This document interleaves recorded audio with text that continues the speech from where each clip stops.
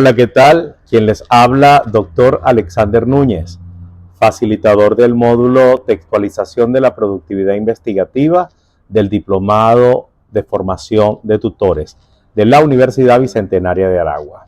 El día de hoy les vengo a hablar un poco acerca de cómo se confecciona y se construye el artículo científico como producto para la promoción y difusión de la investigación. Evidentemente, el texto escrito es una representación realmente de todas las vivencias y experiencias que tiene el ser humano. En este caso particular, esas experiencias deben ser sistematizadas y al ser sistematizadas se convierten en producciones escritas. Estas producciones escritas son producto de lo que es un proceso de investigación y que por consiguiente se puede convertir en un artículo científico que realmente es el producto intelectual al final de toda actividad investigativa. En este caso, una vez que se realiza ese texto científico, va a la promoción y difusión a través de esa publicación que podemos hacer, bien sea digitalizada o impresa. Así pues, definimos entonces que el texto científico es aquella unidad de carácter comunicativo interactivo que posee una estructura determinada y una función e intencionalidad específica, tal como lo sostiene Vázquez 2010. De alguna manera, entonces, definiciones de artículos científicos, en el caso de Arriola, sostiene que el artículo científico es un informe escrito y publicado que describe los resultados originales de una investigación. Así también, por su lado, Day 2005 define que es un tipo de texto especial de documento que contiene ciertas clases determinadas de información en un orden establecido. De esta manera, Bustamante, que recoge un poco parte de los dos anteriores autores, en el 2013 sostiene que es un texto académico en el que se desarrolla un tema que se supone es un aporte a un elemento novedoso a la teoría existente. De allí pues que entonces las características de un artículo, son las siguientes. Es un escrito formal y público, presenta información original, el lenguaje utilizado es claro y preciso, las ideas se presentan con rigor científico y lógico, cumple con los principios éticos de la investigación, es decir, no podemos copiar y pegar en un artículo, debemos siempre realizar la intertextualidad, que son cualidades o propiedades que debe tener un texto, que es cuando nos hacemos de la autoría de otros para referirlas en nuestros textos, sin tener que caer en apropiarse de citas que no son nuestras, sino respetar la autoría de cada uno. Su publicación permite la replicabilidad de la investigación o del contenido que estamos nosotros realmente difundiendo y o la crítica de la comunidad científica. Así pues, entonces, los tipos de artículos pueden ser reportes empíricos, reseñas, avances de investigaciones, reflexiones académicas como las que vamos a hacer en este caso en nuestro módulo como tal, los artículos de revisión y o teóricos que son parte de esas reflexiones académicas, los artículos metodológicos, estudios de caso, informes breves, reseñas de libros, entre otras.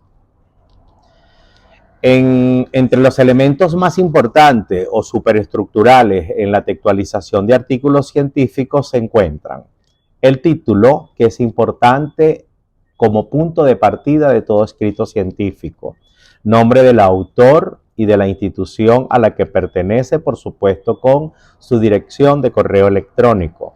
El resumen, que debe contener los siguientes elementos: el título, propósito u objetivo general, metodología, resultados o hallazgos principales y conclusiones. No debe exceder de 250 palabras escritas a espacio sencillo. Eso es lo que debe ser un un resumen, ¿ok? Palabras claves y ese mismo resumen luego convertirlo en inglés, que es denominado abstract, ¿de acuerdo? Ese escrito, una vez que ya tenemos el resumen en español y el abstract, ¿ok? Debe llevar una introducción, pero esta introducción tiene una particularidad, o sea, no es de las introducciones cotidianas donde nosotros presentamos realmente cómo va a estar estructurado el trabajo. En esta introducción prácticamente se hace como el planteamiento, descripción del problema, ¿ok? Donde debe ir el propósito u objetivo de ese planteamiento, ¿ok? Que en otros trabajos, cuando es un trabajo de investigación, es simplemente la perspectiva de la realidad, y desde luego allí mismo se dice de qué va a tratar ese artículo en los temas y subtemas que se van a desarrollar a posterior. Luego de ello tendríamos como un marco teórico, una fundamentación teórica o un marco conceptual o unos referentes teóricos que de alguna manera soporten y sustenten lo que ya se dijo en esa introducción anterior. Y por supuesto debemos hablar entonces de ese procedimiento o metodología para la revisión de la documentación o bibliográfica. En ese caso particular, todo va a depender de dónde viene el artículo, si viene de un trabajo avanzado de investigación, si viene de una reflexión, si viene, como por ejemplo, de este diplomado, que lo vamos a ir trabajando de todo lo que han adquirido ustedes como experiencia en el diplomado de formación de tutores con sus anteriores módulos. Y desde luego debemos trabajar entonces con unos resultados, hallazgos o conclusiones que de acuerdo al tipo de modalidad de ese artículo científico, podemos hablar entonces de reflexiones valorativas o a manera de cierre, que van a ser todos los aportes que podamos dar en ese momento. Y por último, las referencias, ¿ok? Si bien es cierto, en este momento no vamos a trabajar un trabajo tan acabado, valga la redundancia, de investigación, debemos trabajar entonces con una revisión de pronto teórica, una revisión de documentos, y es un artículo que puede variar entre 10, 12 cuartillas mínimas en el caso de los artículos de revisión o teórico, y en el caso de los artículos de investigación, si son un poco más extensos. ¿Ok? Pueden ser desde 10 hasta 15 cuartillas en este caso particular. Y bueno, hay artículos que son mucho mayor. Todo depende también de las características de quien nos vaya a editar, en las que se tomarán en cuenta las páginas preliminares, portadas y resumen, y las referencias. ¿De acuerdo?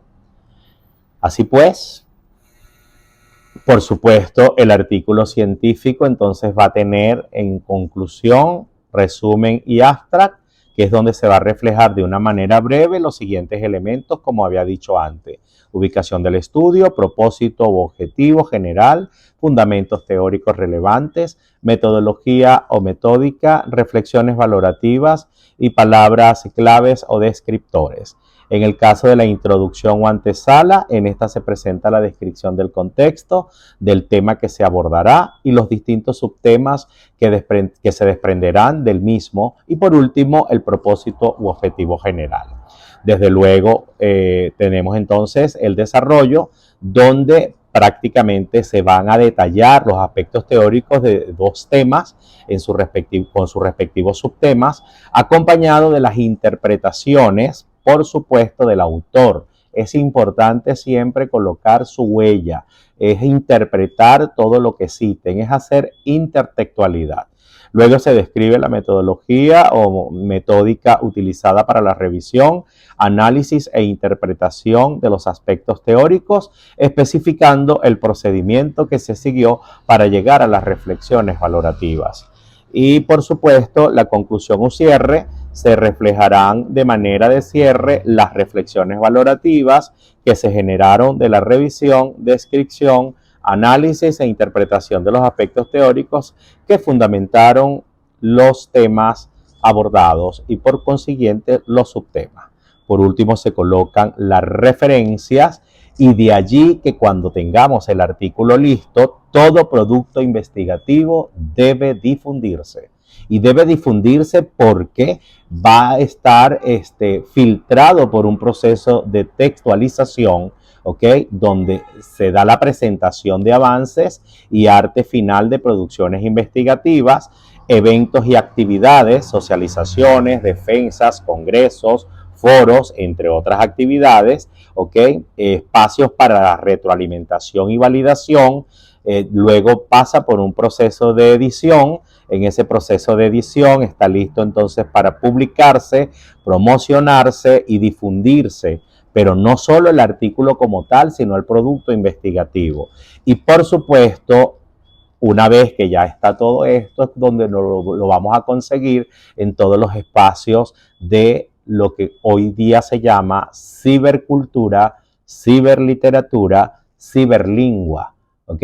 Dado que por todos los avances tecnológicos nos conseguimos entonces las fuentes digitalizadas, porque ya se ha creado y se ha instaurado una cibercultura que está compuesta por la ciberlingua, que es la comunicación mediada por el computador, el dispositivo, el teléfono inteligente, y por supuesto estamos hablando entonces de una literatura alojada electrónicamente que nos abre el mundo al conocimiento y a la productividad.